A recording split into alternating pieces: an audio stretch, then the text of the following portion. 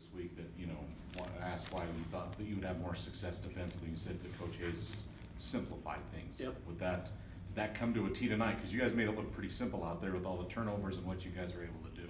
Yeah, we really had, pretty much 2 calls going into the game, with a couple if we needed a wrinkle, and that was it. Guys were doing their job.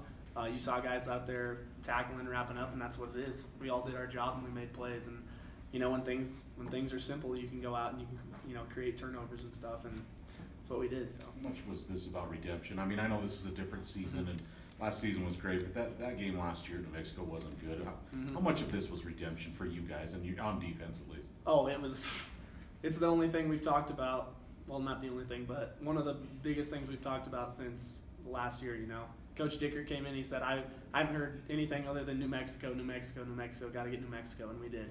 So it was definitely a redemption game.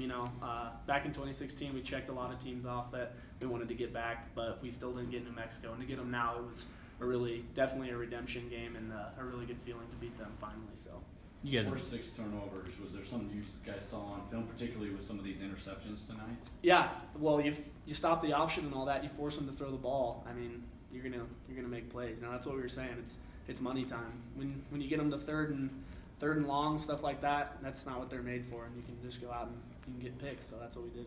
Is there a little extra motivation for that this week, just not getting any last week at Boise? Definitely. The coaches preached that all week. We were counting turnovers that we got against the scout team in practice.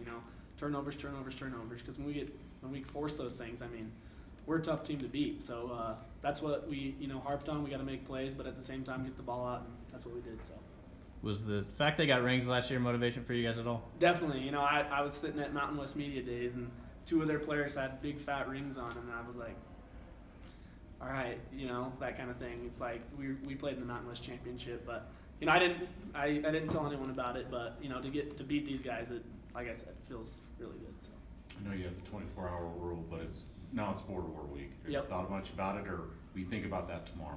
We'll think about that on tomorrow.